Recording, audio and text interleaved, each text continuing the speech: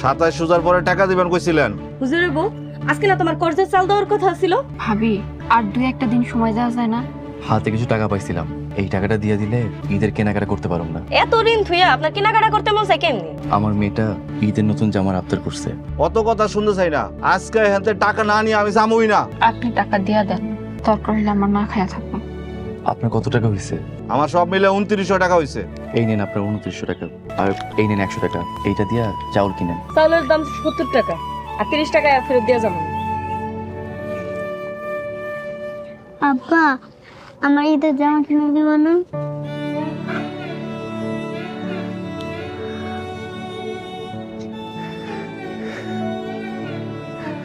থাক আব্বা, আমার ঈদের জামা লাগবে না।